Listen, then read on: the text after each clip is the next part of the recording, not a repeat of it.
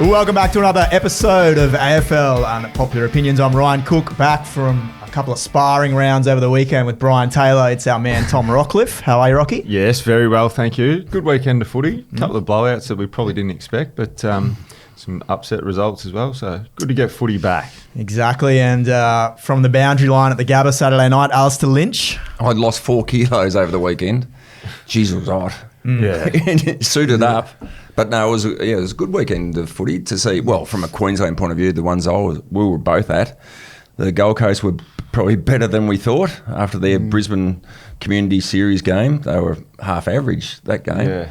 And then Brisbane were all right. They were good. I didn't lose any confidence with Brisbane. Good game of footy. Yeah, it was. One of the best. Who was going to be in front at the right time. The Dogs were great. The big thing about Gold Coast Live is they look bigger. Like they look like men, and I know it sounds funny, they are men, but it was like men versus boys against Geelong, which Geelong are always big as well. I know they had a few out, but their ability to stand in the tackle and find release handballs and stuff like that was exceptional. It makes a difference when you put a one of the greats, a future Hall of Famer, into your midfield.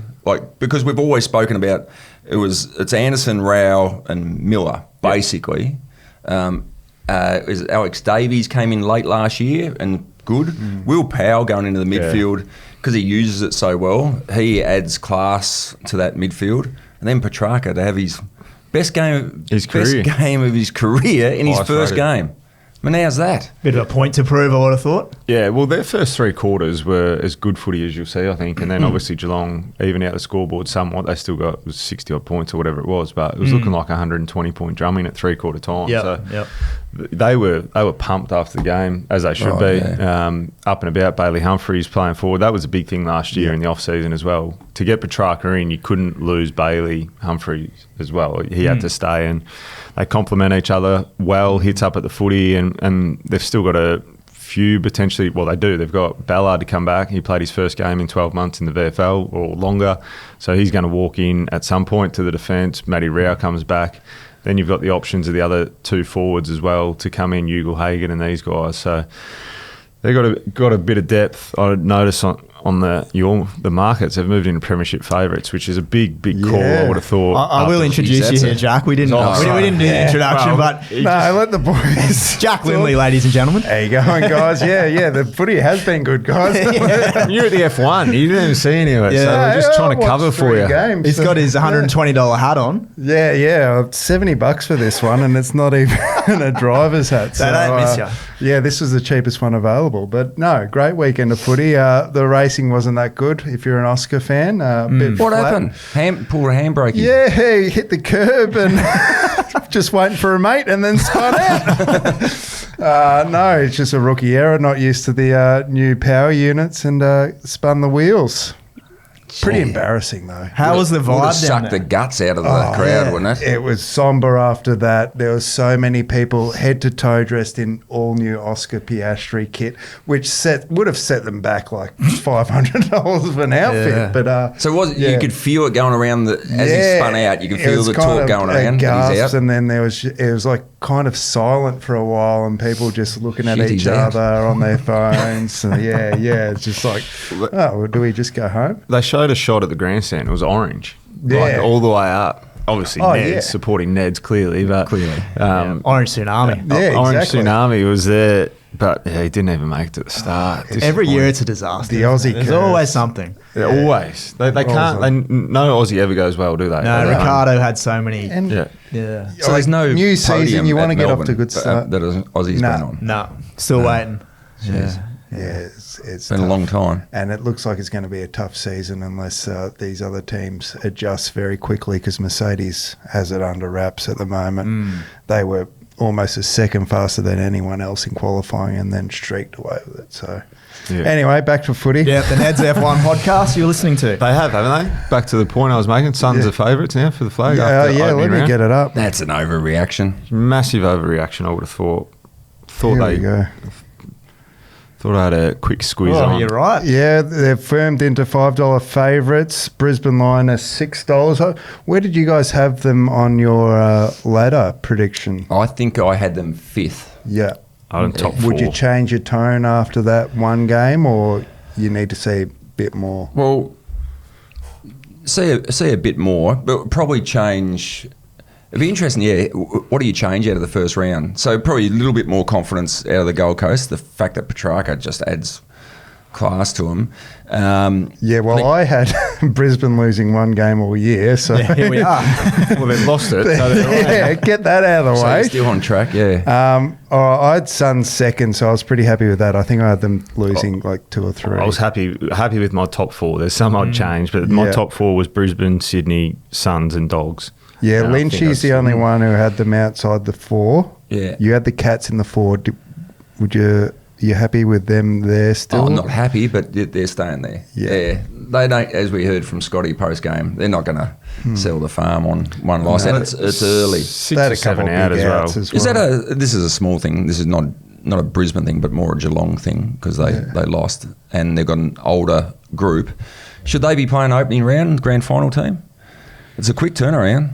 Yeah, well, when they get back for 2 weeks before Christmas, and they have another 3 weeks off, like mandatory across the board. You've got to have 3 weeks at Christmas, then you're back. So you only have short window to get ready.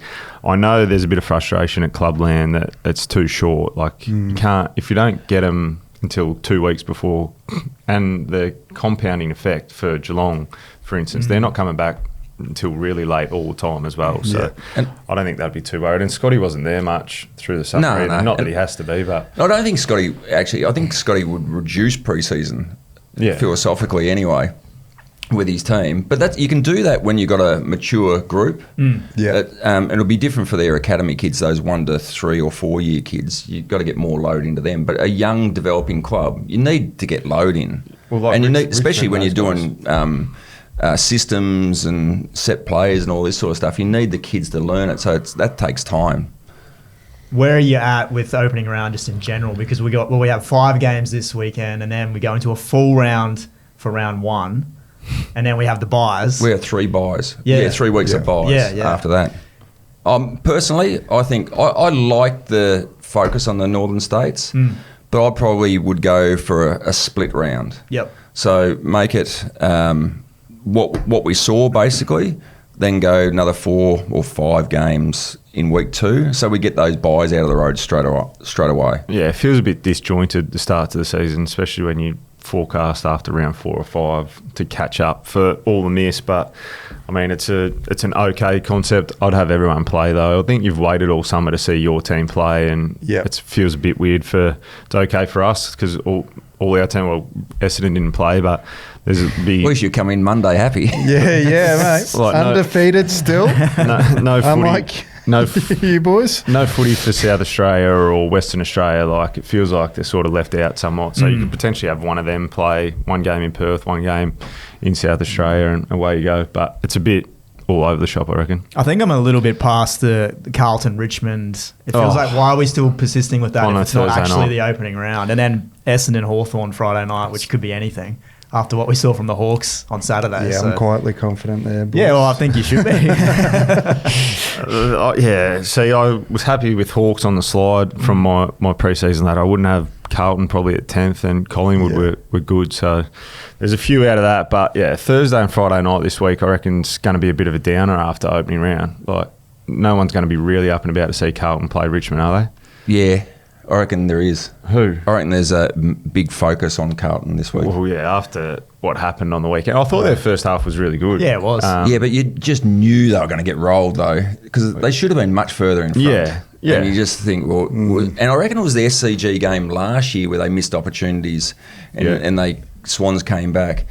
But yeah, it was frustrating to see. They couldn't finish their work. And I mean, there's always going to be criticism of the coach. But the coach is not the one kicking the ball.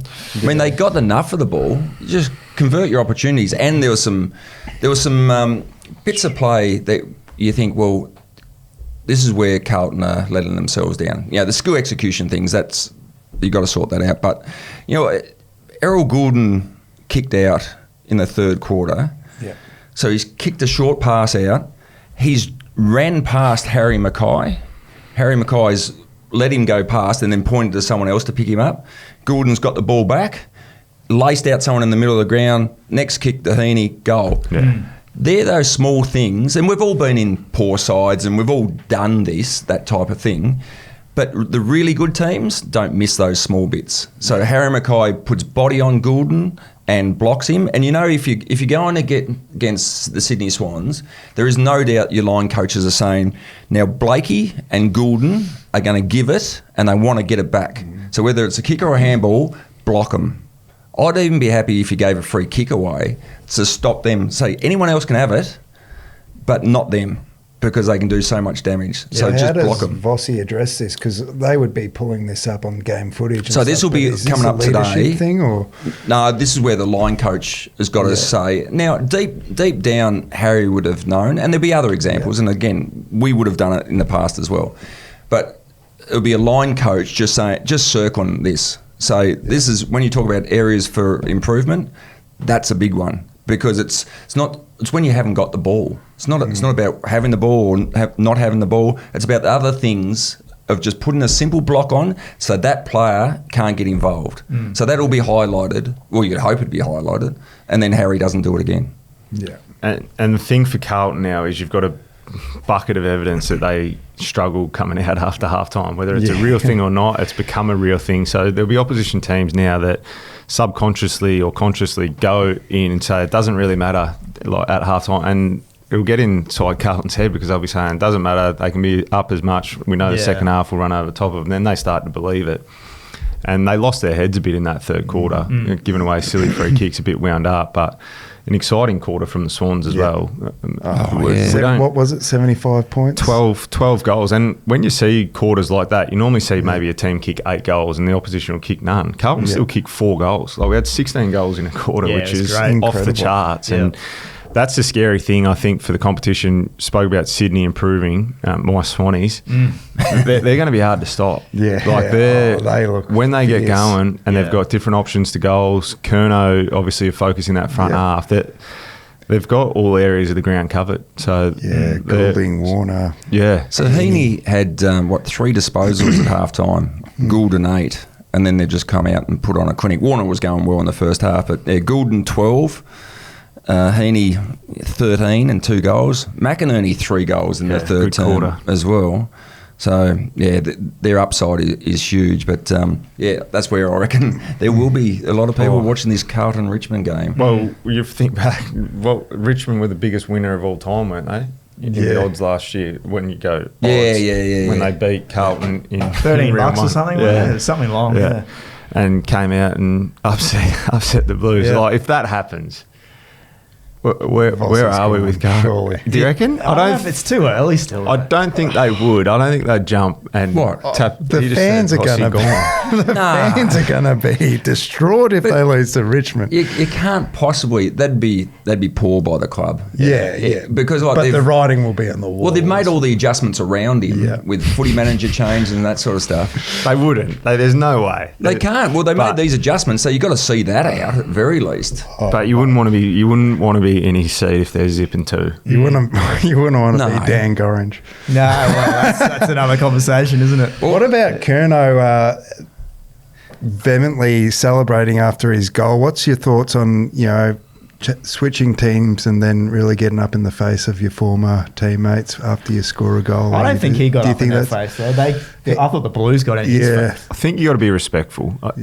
So had he grabbed his jumper and given it that one or something like that, I think it's a bit different. I think you can show emotion, try not to go over the top. You got to try and be respectful. And he would have been getting smashed across the fence. Yeah, across the fence they would have been into him. He's probably lucky he was in Sydney, but I think you've just got to be respectful of your opposition team, especially if you won. Yeah. What about the positive for Carlton? Jagger Smith.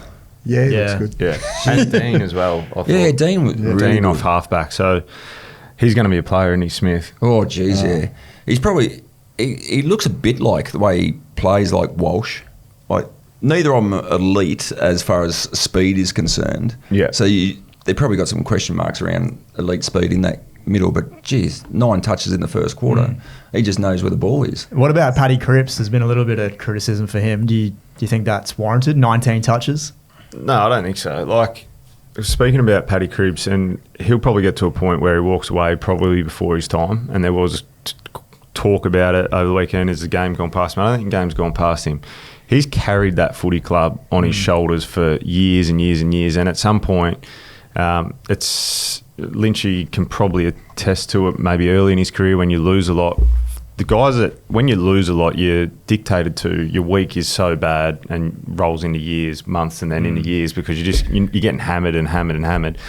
For a guy that's winning all the time, it's so much easier to extend your career. Like a Joel Selwood who misses finals once in his career, he can continue to play until it's his time, where Paddy Cripps is probably at that position now where he's like, how much more can I take of this? I've been the best player, performed in really, really well, professional, gets himself up, tries his absolute heart out, and then he's still getting whacked from pillar to post. So there is an element that maybe he'll finish a couple of years earlier than what he could potentially go to. I don't think it's fair criticism to write him off after 1 week. And as I said, he's played through injuries, shoulders and stuff like that for that footy club. I don't think Paddy Cripps is the issue at Carlton. No, you'd like to think that Cripps, at the stage of career he's at, which has still got some good years to come, there's other elite midfielders taking the weight of that midfield contest so that he can play a bit more forward and he can come in and still play his role. Yeah. He's never going to hurt you on the outside. No. But if you can got some complementary players to support him, he can still play a long way, a long time. But rest assured, the WA clubs, if Carlton struggle for the next couple of years, they'll be coming to him and say, why don't you finish off with us? Yeah, it's a great And point. especially for, if say it's Freo who in that window, they might say, you've done all you could for Carlton. Why don't you come home and we'll get you a flag or something like that. That would be the approach from Fremantle's point of view. Be enticing for him too, surely. Yeah. Well, you couldn't criticise him No, not at all. because he's done so much, as you're saying. He's done so much for the club. Yeah. Yeah, and he deserves some sort of success. Whether he's going to get that or not at Carlton remains to be seen. We're putting a line through them almost, but I thought their first half was good enough. Again, they got those question marks in the second half. So Thursday night will be interesting. If they lose, look out. But I think they'll get the job done, won't they? Might listen to the wireless on the way home, I reckon. If It's always a good listen, if they've lost. Bit of talk back. Dearie me, we're already at this point in the season. We're only one game in. We're talking about Carlton fans on the ledge. Half the teams haven't played yet. To Ryan before the pod, in the NRL, there's this mythical number that if you concede 50 points in a game, no one's ever gone on to be premiers. Yeah. And it happened a few times in the opening round for the NRL. But I think if you concede 75 points in a quarter, That's your line, is it? yeah, you're done. Not that anyone's expecting the Blues to win it this year, but I think we can officially cross them off. 75 points in a quarter. Yeah. Well, I mean, remember that game? Sydney didn't win it, but they went to the grand final. I think Port Adelaide got hold of them. I don't think they kicked 75. Yeah. So 75, I think, was equal second most of all time. Wasn't it? I think Essendon put 90 on Gold Coast one day. Jeez, you've got to be a good team to do that. Oh, when they were kids. When they were They were kids, under 19s. back in the day. And we were on the juice. Never tested positive. Move on. Oh, nasty. Right, yeah. So we're drawing the line at 75? Yeah, drawing the line from. So just on Carl, did you hear that call? I think they called Dwayne on Friday and said, would you trade Jager Smith to get like some talent? I did hear that. Now, I think the caller had lost his mind, but I think Dwayne lost his mind as well, didn't he? He said that he wouldn't trade him for Dacos, Cameron and someone else. Wow, okay. Oh, seriously? Oh, okay. And I was like, Dwayne, you'd be doing that in a heartbeat. Yeah, it's a no-brainer for sure. No-brainer. Dacos. Well, yeah, either of them. Josh is a good player. Both were great on Sunday. There's no doubt that Tasmania will be giving them a call at some point and saying, do you want to come as a package deal? I don't know if you get them. I think they'd be hard to poach out of Collingwood. They'd be hard. They'd be hard, and they're contracted as well. Yeah. So what you'd have to give to Collingwood, so talk about draft picks. How many draft picks you give for Josh and Nick? Well, you'd have a couple. You'd have to give. You'd have to give at least 5 picks. Yeah. Wouldn't you? And like 3 or 4, probably 4 of them in the first round. Yeah, definitely. What did Melbourne get for track? They got Couple. like 3. Yeah. Firsters. Well, Jeremy Cameron was the most one. It was at 3 first rounders. Yeah, When 3. he went back to Geelong. Like, you'd have to be given at least that for Nick.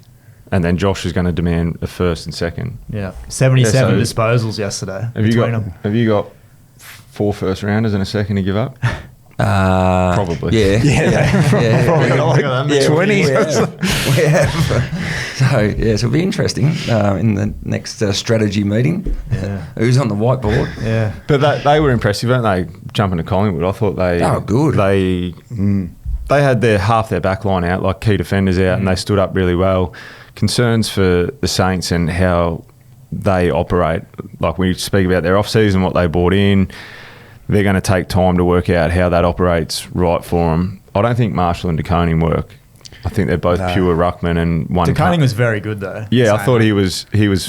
But like the same thing. If Marshall played in the ruck that much, you'd say, oh, he was probably pretty good. Like, so if you mix and match and it just doesn't seem to work. Like Steph Martin, think back to my time at Brisbane, when he was a forward, it was like, gee whiz, this bloke's probably on the way out. And then he goes into the ruck and dominates for many, many years as a pure ruckman. So there is some guys that are just ruckman and there's some guys that can do both. Like a Jackson's probably in that category of being able to play forward and in the ruck, but covers the ground where I don't think it works for St Kilda. So does one of them end up playing the AFL?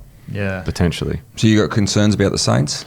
I don't have concern. I think they'll be okay. I think they've still got to work out how they play. Like they had nearly 70 entries, but they couldn't score. Just blazing inside 50. I don't feel like we saw anything different from them. No. They look like the same team as last year to me. Yeah, it's a good comment. I thought the same. Look, very similar team. The thing with Ross Lyon coach teams are they've never been weapons offensively.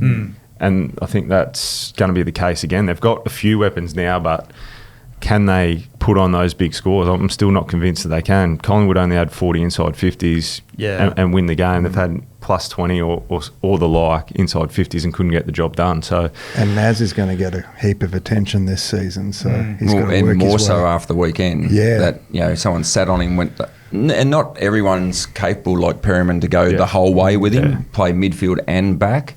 But he was very happy to go the whole way, and that will mean he'll get that most weeks. Yeah.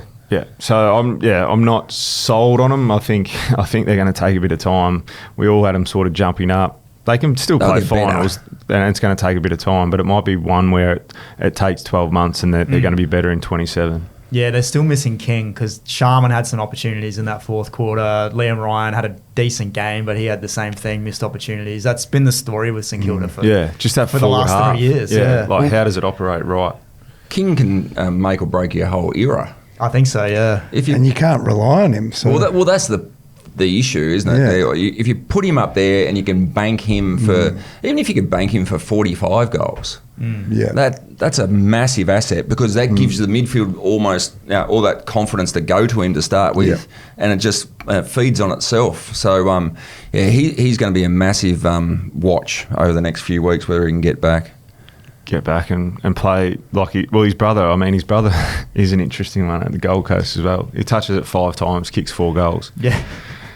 Happy with that? That's what you want. I don't know what to make of him. He's kicked 70 odd goals last year, but he's so frustrating to watch live. He doesn't leave the 50. So there was a stat that came out that I think like round 23 or something last year, he'd had 137 kicks for the season, 131 of them inside 50. They certainly keep their forwards very deep. He just stays detached. So like me when I played, and you would be the same, like Brownie used to get right up the ground and bury his opponent. So he would break him and have a big second half because he would run him into the ground. Nick Riewoldt a bit the same. I didn't do that. Where King's going to be reliant on the ball use and getting him out the back. Like he loves to play back shoulder and get him over the back. Yeah. If that's not working for him, if someone plays him from behind and is forcing him to come up and do those leads, I'm just not sold on him. But he's kicked 70 odd last year, and he should have probably been All Australian. He's kicked 4 the other night.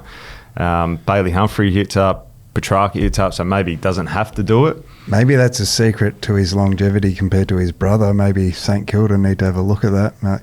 Let's not run him as much. Well, I think he presented the ball a bit more towards the end of last year when he was always just running back or mostly running back. I thought he presented up a little bit better. But I suppose it's what you want and the mix you've got. Yeah. Like if you're the sole target, you've got to get up the ground. But they've got options now. And you touched on Bailey Humphries. I mean, he burst out of the blocks. I mean, what he did pre-season last year to get himself fit to go into the midfield, I mean, he's been pushed out of the midfield now, which is sort of is a credit to the Gold Coast, but makes him very potent up forward because he can just rip a game apart as he did in 3 goals in the first quarter. Yeah, he's pretty dominant. So they're blessed, but St Kilda, their forward structure, I'm not sure how it works. Yeah, on that King. On that game too, are you going to dish out an apology to Pendles?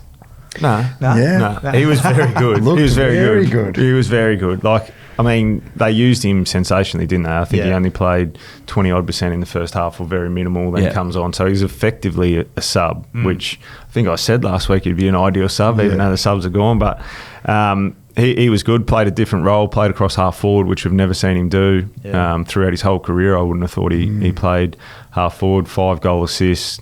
It's a pretty good output. So... yeah, how they use him, if they can use him like that and beneficial to not have him out there, it will work, but I don't think they'll be able to do it every week. I think that said a little bit about St Kilda too, that they let him have that kind of game, particularly when he had that, he was lining up for the set shot and then he gave it off to someone else. I can't remember who kicked it, but they were just a little bit slow to react to what he was doing. Perryman, yeah. Well, that's the thing as well with Ross, like they didn't do anything about any of Collingwood's good players, which is not typical of the way St Kilda play. Like Nick Dacos runs around and has 41 touches, and you could argue. A lot of clubs do that, let him go though, don't they? But not St Kilda, not typically. I think they normally put a bit of time in. If you'd think across the midfield, Ross being the coach it is, he's got a more defensive mindset where you try and lock him away. Yeah, but I think what Collingwood have shown with Nick, they just move the pieces around and get him isolated in a spot that you don't want him with that matchup. So it is a challenge. It'll be interesting to see this year who goes the hard tag on him. Because what's the balance? 40 standout game or 30 and kicks 3? Well... they're both good games, but I think Brisbane did the same thing to him last year, Easter Thursday. He had 24 or something at half time and let him get off the chain. I don't think you can't let Dacos do whatever he wants. You've got to put some time and energy into him. So I think they made the shift at half time, Brisbane last year. Be surprised if he doesn't get... Berry go to him? I think Berry might have gone to him, but I don't think you can allow him just to run around by himself because he's got those legs, he's got the wheels, he can get the 1-2, and his ball use. Some of his kicking yesterday, the inside-outside kicks are sensational. So he can break a game apart, and if you're not going to put time into him, good luck. Well, he's one of those players that at the very least you have his name circled. If you're near him at all, you just got to whack him. Just got to hit him. Don't give away free kick. You just got to keep grinding him down. Becomes mentally and physically taxing when you're getting hit every few minutes by players. Does it? Well, it was our one would Port Adelaide against Max Gawn. Just take him out. Just hack him. Hack him until he was cooked. And it worked for us. It did work for you. We had the better of Melbourne for a bit. And the surprising thing was, I think the first couple of times, Melbourne didn't react. Yeah. And they just let their skipper get hit. Yeah. Now you'd be pissed off with that. But anyway. Speaking of hits, Harris Andrews 3 weeks. Are we agreeing with that? Yeah, I thought he was in... It gets weeks. I thought he was in strife. I thought he might have got 4, to be honest. The thing that does him is once you throw your arm, but he does turn and sees him, and then he didn't intentionally hit him in the head. I think we can say that. So that's the thing. He has no control. No control. You throw your arm back, you're in all sorts of trouble. And you knocked him out. He was out before he hit the ground on the replay. It was a brutal hit, so it's near impossible to argue, I would have thought, to get him off. He's not that type of player. He's a bit lanky. Harrison can sort of get his limbs in different areas, but once you throw it back, you open yourself up, and unfortunately got him flush, and he'll miss 3. Yeah, I agree. He certainly didn't try to hit him in the head. Nah. But saw him, tried to hit him. It's one of those ones. Block him. Yeah, block him. When you slow it down, it looks worse. Yeah. And there's I think as players as well, when you've tried to hit someone and when you haven't, when it's been accidental. He's tried to block him.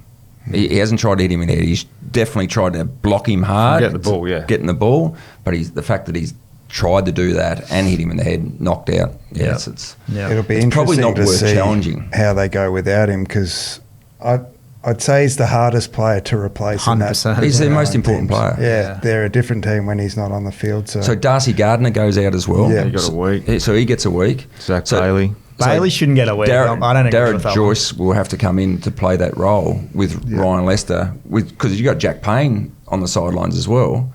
So their best 3 key defenders are out.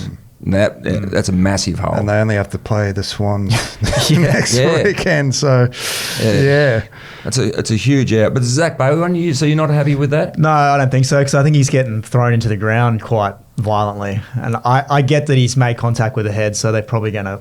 That's what they're focusing on, but... I reckon in the spirit of this whole gut punching type thing, if you're looking to hit someone, and again, he's thrown he might have been not happy getting thrown to the ground, but he's thrown his elbow back and hit him in the head. Yeah. So it's just ticks all the boxes. I think the Gardner one's the one that they might get off, because he was just a bit slow to... It's just stupid. Stupid, you think? Yeah. When you watch it back on the replay, even live, like, it was a bad timing to do it. Like, he had a Norton shot from the pocket, you give him an automatic goal.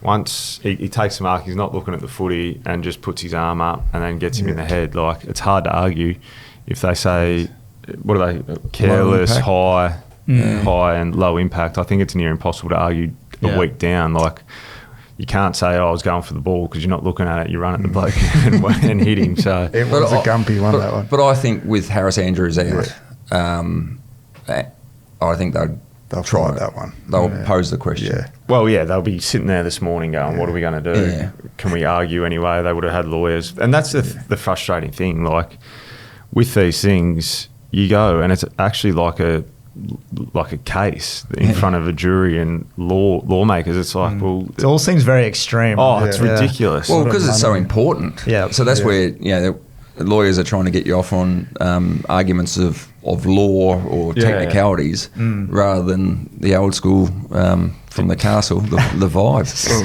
That was the thing back in the day. 80s, 90s used to be able to get them off. Like, if I'd whack Lynchy, you'd walk in and say, no, he didn't hit me. Didn't touch me. and there was 2 cameras there as well. Didn't hit me. Oh, okay, rightio.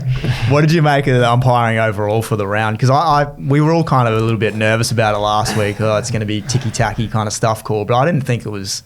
over the top. I thought it was pretty good. I think they tried to get a feel. Like, they're still going to make mistakes. There was one, the 50 that Harris got.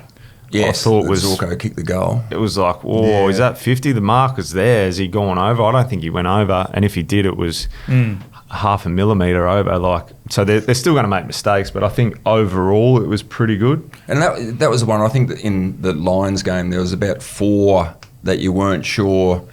I mean, the Zorko one late. He was coming off half-back and someone sort of, was it, I can't remember who it was, one of the Dogs players has gone up on the mark and looked like he was jumping around the mark to stop Dane, who played on. But when was the play on called? Yeah. And so that could have been 50. Yeah. So I think it'd be good, Swanee's good at this, that hopefully in the next couple of days they actually show what happened with that one, what was the decision with the Harris Andrews one? Did he go over the mark or what was it?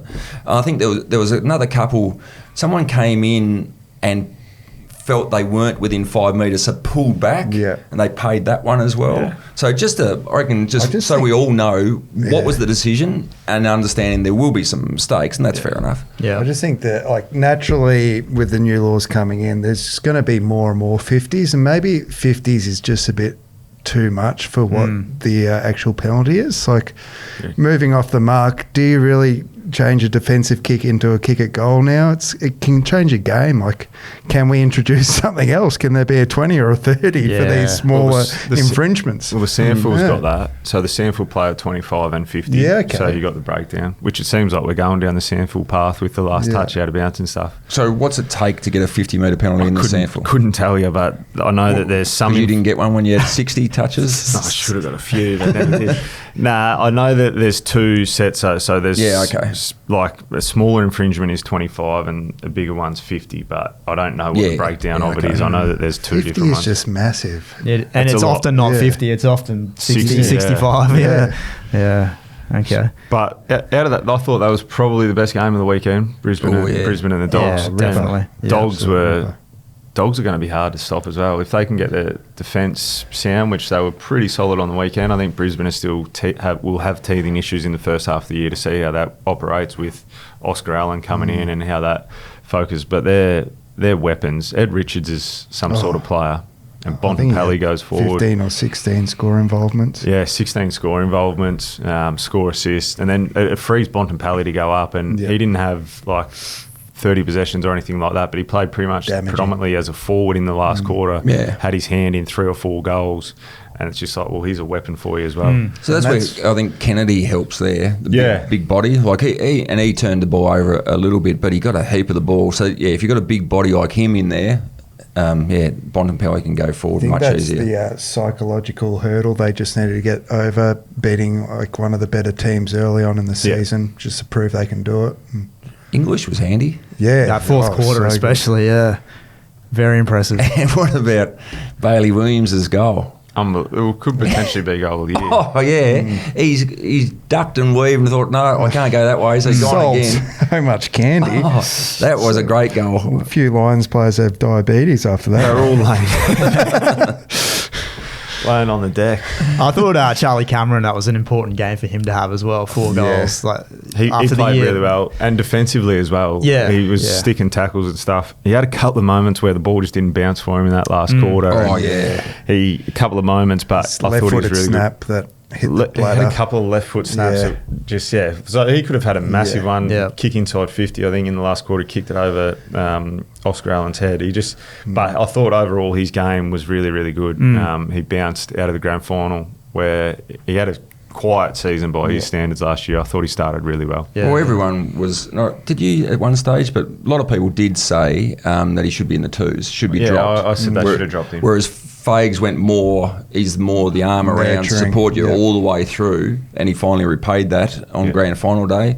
He was impressive in the State of Origin. Yeah. He looks like he's got his mojo back. Reinvigorated. Back. Yeah. And I think he took a bit on what Rocky was saying, like his defensive side of the ball, he's been really good. He's been laying tackles. And the offense has just come along with it. So well, I think the thing for him last year was he was overthinking a lot. Like he was trying to organise everyone because Joe had left, and it was like, well, who's that leader of the forward half of the ground? And he's obviously the most mature and senior player down there, where now he looks like he's back to his freedom and just going out there and play on instinct, which is when you play your best footy. Yeah. What about Rory Lobb? I mean, he's unique. All right. He's unique. All right, I thought it was good to see. You should bleach your hair. Oh, yeah. Coming here with it's going greyer and greyer. Fitzroy and... Yeah, I thought it was good. You like to see those different characters, and obviously he's had his ups and downs, and he's found his position. Oh yeah, definitely. He was really, really good. He was good, wasn't he? Yeah. I thought he played a really important role for the Dogs. Yeah. So no, great to see him out there. He's like the Dennis Rodman of AFL. That's what he reminds me of so much. The 3 logos in his hair. You just got to let him be him. Essentially, he's off to Vegas for a week. Okay. Yeah. Well, I suppose that, and you might have this on the list as well. You look different characters in the game. Yeah. Bailey Smith catching the what's going Uber on there? home. And it was one thing to catch the Uber home, but then, so I don't operate in this space at all, but then to post it. And wasn't it Suns I think fans? he just jumped into a... He was waiting for an Uber and then jumped in with some fans, which again is good, but that is odd. It's strange behaviour. And he didn't go to the game with the team either. So he had a car drop him off pre-game as well. So again, each their own, but it's different, isn't it?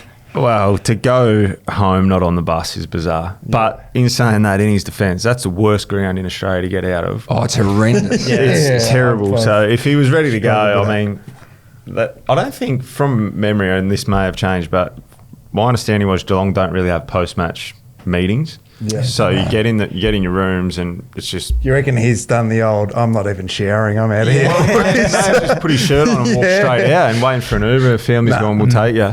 I'm not hanging around for beers. Yes. It's bizarre. It's bizarre. Especially on a loss, a loss like that as well. They're probably the times that, even if there's no meetings, it's probably the time to come in and stay close. So jump on the team bus, I would have thought. Yeah, as a basic rule. What does that sort of behaviour do? Like, you play with Acker, who had his own little flair. If something like that happens, does it is it spoken about in the locker room, or you just kind of? It might be, and I suppose we got to the stage with Acca where, and this is modern coaching, I suppose, as well, is understanding different individuals do things different ways. It's really important, though, your core group is strong. Yeah. Then you can, and especially if you've got an older list like we had, and someone like Scotty and the Geelong list, you can have a few of those, as Lee Matthews used to call them, consultants, so that you bring them in for what they actually do, but you need a strong group around there. But yeah, I reckon on that occasion, you'd probably say, hey, jump on the bus with us. Yeah. I don't know Bailey Smith personally, but do you project him to be that sort of similar career to Acca in terms of, he might wear the team down eventually and you have to move on and go I think somewhere else? Very different in the fact that, in saying that, he's had a few moments, hadn't he, Bailey Smith, but it's more on his social media, where Acca, I think, wore thin because of what he was doing in the media and letting stuff out, where I don't think Bailey has that component to him, but once it starts to affect the performance of the team, I think it becomes an issue, and I don't think it's there yet. Obviously, they went to a grand final last year, so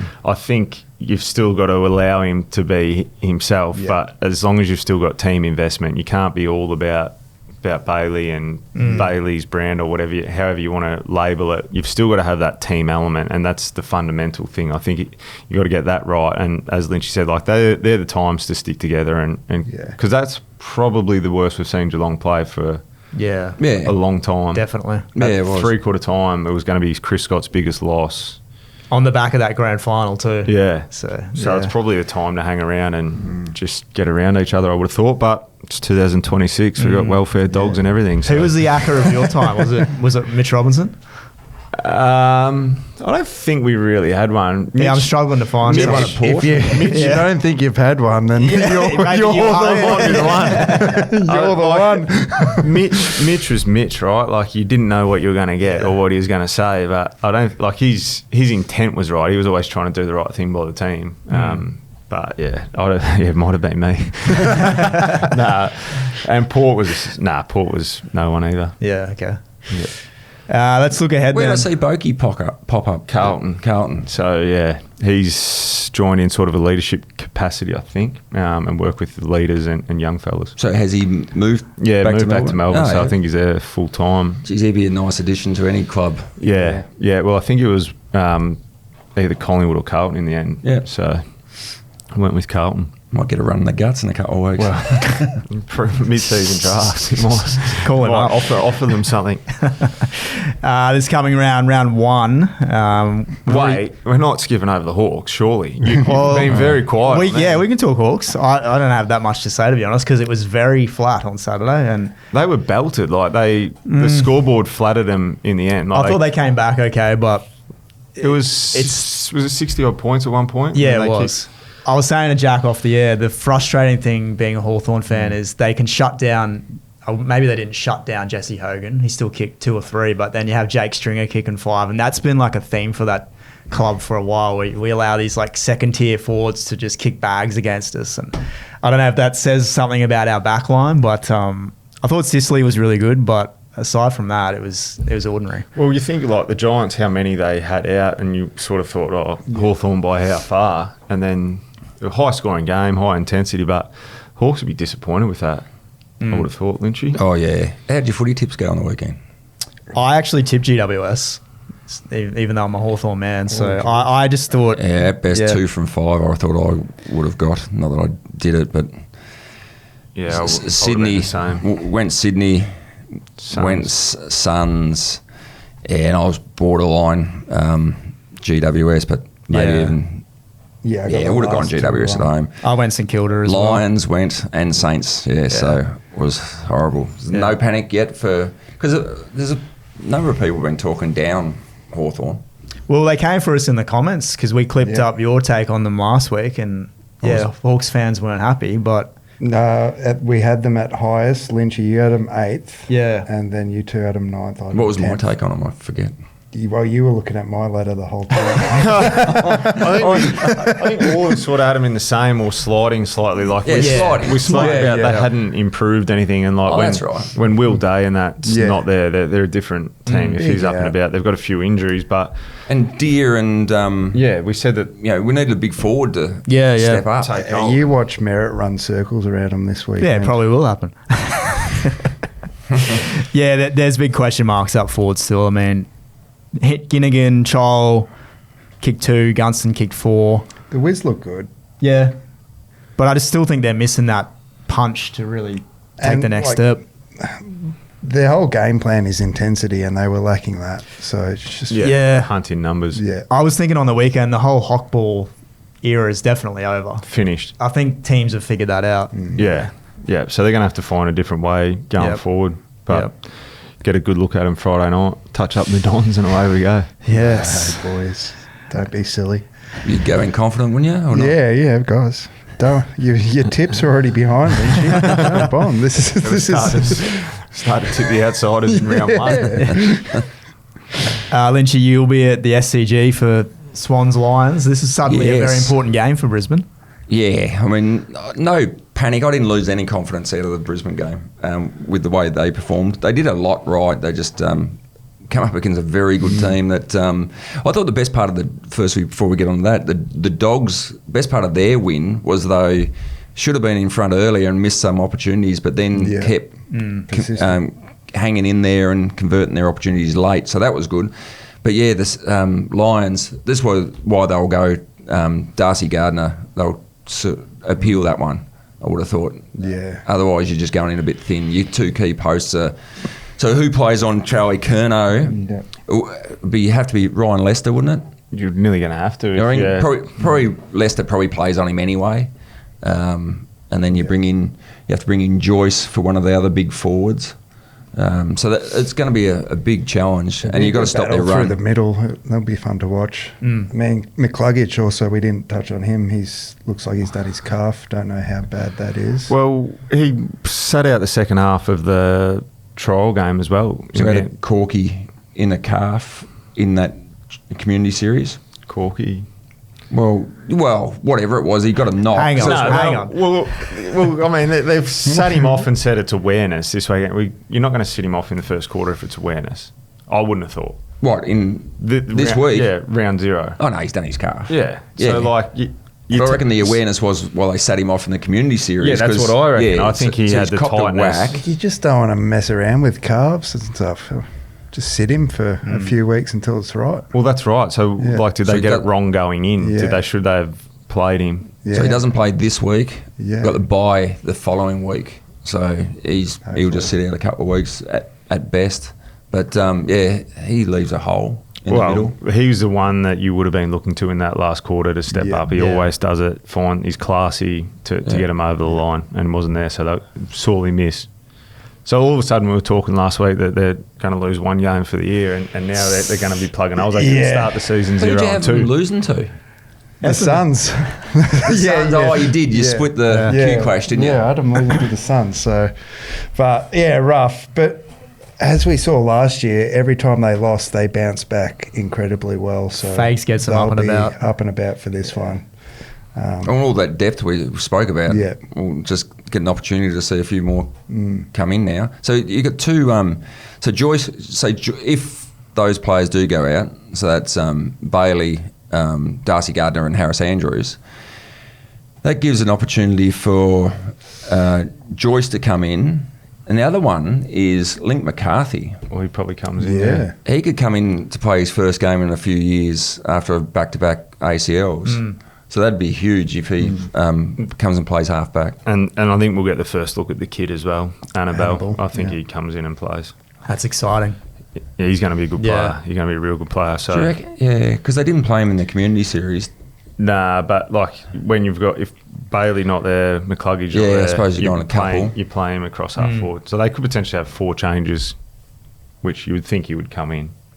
and have a look at he's a star too. Yeah, you know who else I really like is Bruce. Bruce is just hard-nosed. I thought he had such a good game. No one really talks about him. Yeah, geez, I think he missed a target there at one stage, but he kicks the ball so well. Yeah, that's a good pickup. He was very good. Yeah, he's doing well in that 38. 38. Yeah. Carrying it well. Of course. How do we miss that? Very similar penetrating kicks. Speed. Surprised they didn't retire that number. They did say, do you want to retire? And I said, no. Give it to Bruce. Give it to the young fella. Very good. Saturday also, Dogs Giants. Nice little rivalry game between those two sides. That's a fun one on Saturday afternoon. Yeah, so the bookends of the weekend aren't great, but the mid part, so Saturday is going to be probably the best day of footy you could potentially see, and it starts with that the rivalry there. Obviously, the hatred for each other is a ripper, and we're seeing what the Dogs did. The Giants were impressive as well. You'd imagine the Dogs get it done, but it should be a really good game. And as you said, there's always feeling in that. No matter, there's going to be a push and shove. But that sets up as a really good contest now on Saturday afternoon. So the 4 games across Saturday are really good back to back to back. Yep. Oh, yeah. Geelong, Freo.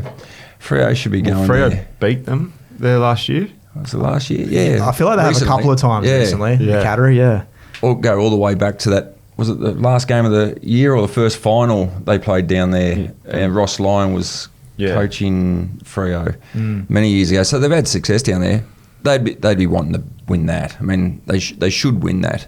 It'll be a big call this week whether they bring back Jeremy Cameron and Dangerfield. Stengel, Bowes, they had a fair few out. Yeah. So whether they can get them back, but Saturday, that'll be a good game then into the Swans Lions. And Crows in the white shorts at the G. Geez, the Adelaide faithful coming for you last week after you said they'd fall out of the finals altogether.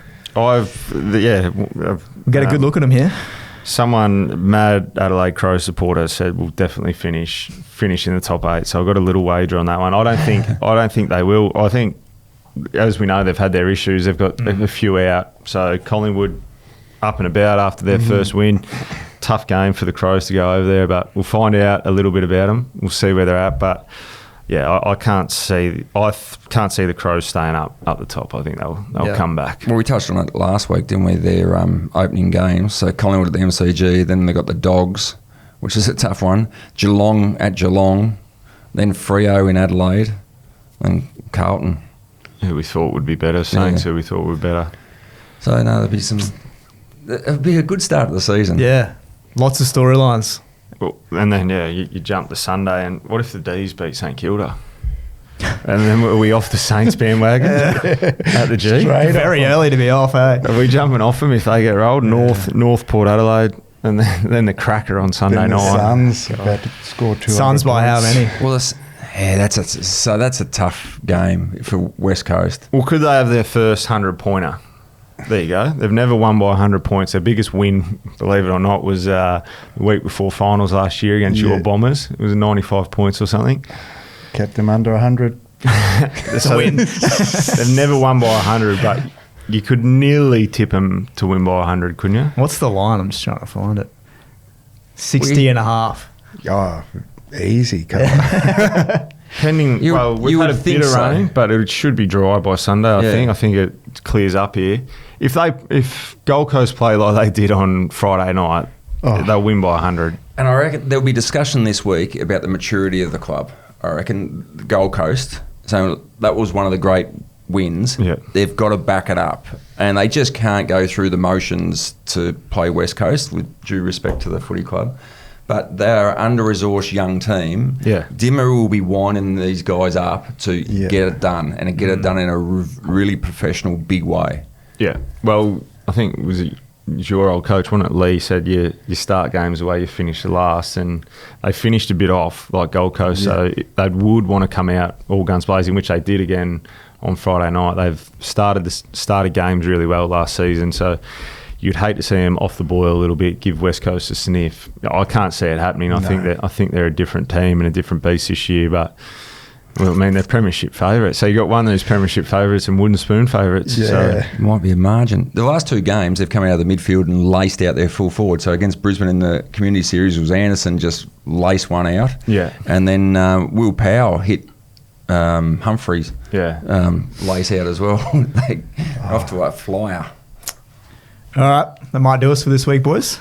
Good little show. Is that it? Good little stint. Do you want to hang around a bit longer? You can if you want. He's just been for a run. Yeah. No. Got to get to the gym now. When are we going to get a walk and talk with you, Lynchy? Walk and talk? Yeah. I can't do That's a the walk and thing talk now. because I'm breathing like an old man. 79-year-old. Yeah, 79-year-old. No walk and talks for me. Oh, damn. Rocky, you'd be good for one. You love a bit of a run. Shirt off. Getting around Wynnum. Shirt off. Shirt off. You got to have a shirt off. Yeah.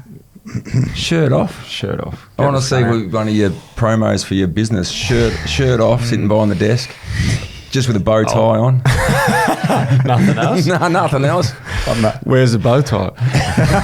I'd give my clients a shirt off my back. That's how much I look after you. There you go. You're script writer. Yeah, very good. Probably is a good time to finish up. Yeah, that'll do us. Thank you, listeners.